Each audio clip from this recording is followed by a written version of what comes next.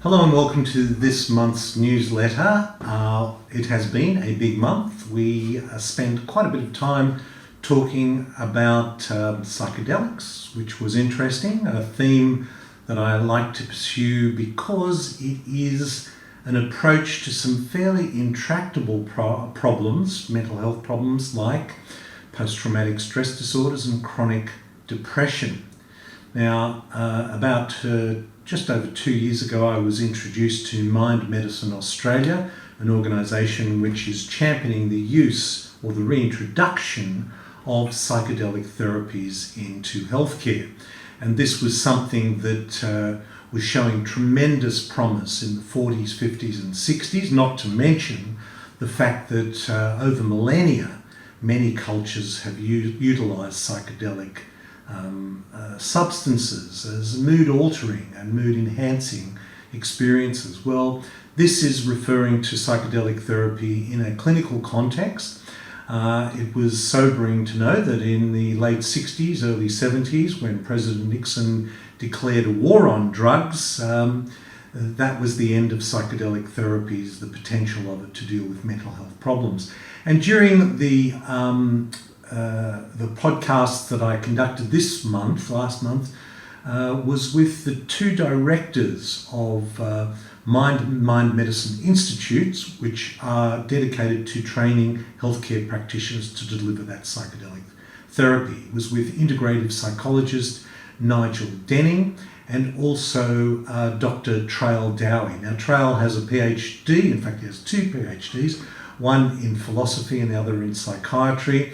And with each of those, we explored what trauma was all about the various modalities by which psychedelic therapies work. And one of the things we discussed was how with trauma, the thoughts that go on with trauma just seem to get caught in a cycle. We seem to be trapped in those thoughts. And one of the things that psychedelic do is it engages that part of the brain called the default mode network, which opens up various connections between our emotions, our memory, our prefrontal cortex, where we give thought to logical thought, and so it's a way of literally opening up the mind to release those trapped emotions which are so much part of a traumatic and stressful situation.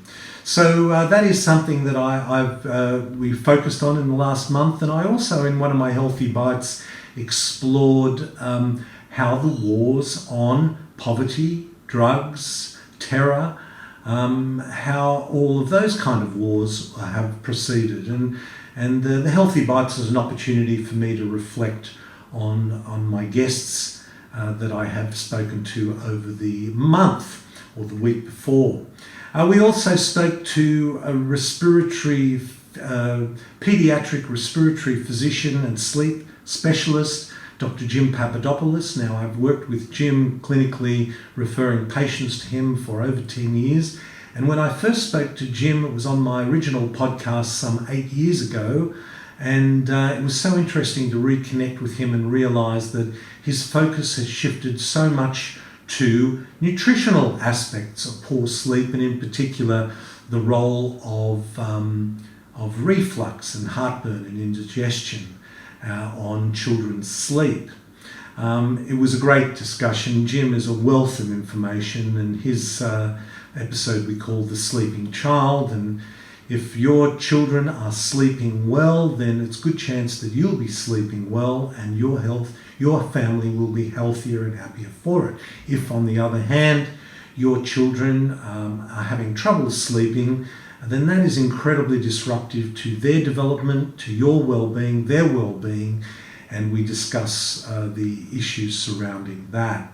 Now, when we got onto the subject of reflux, we also in this month had an opportunity to speak to speech pathologist Nikki Martin, who is also a laryngologist, focusing on the larynx and voice, but specifically as it relates to silent reflux. So reflux is an obvious thing where you feel the rising acid, but there's another aspect to reflux which can go undetected for many years, and that is called silent reflux. And I myself have suffered from silent reflux, and is one of the reasons why I've had a chronic cough for many years.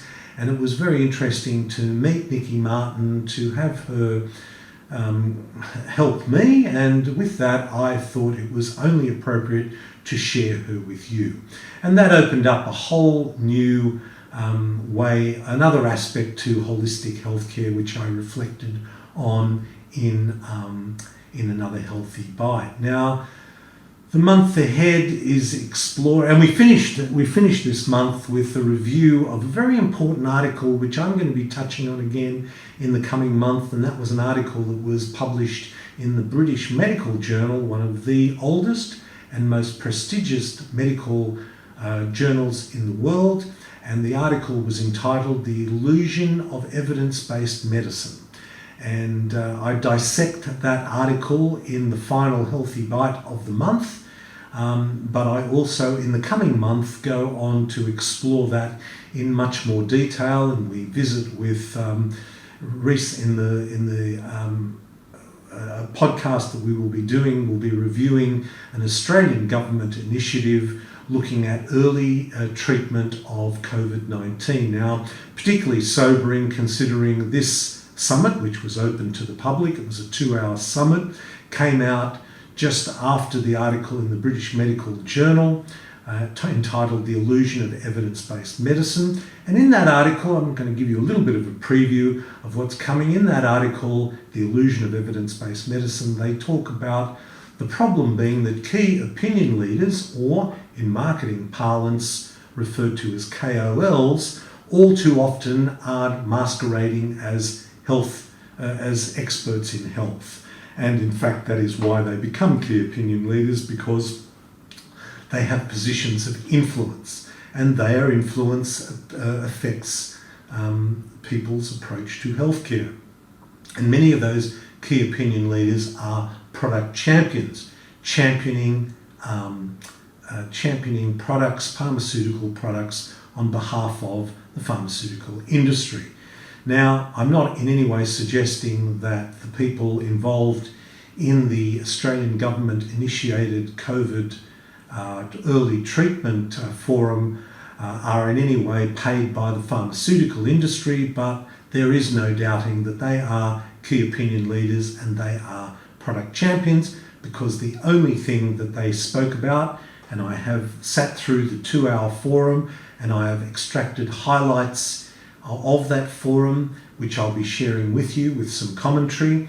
The only thing they spoke of was patented drugs like molnupiravir, Paxlovid, remdesivir and Somnitrav. In fact, the entire 2-hour forum was related to those very things. So it was a big month. There's a big month ahead. We've got some very exciting things planned. I hope this finds you well. Until next time, this is Dr. Ron Ehrlich.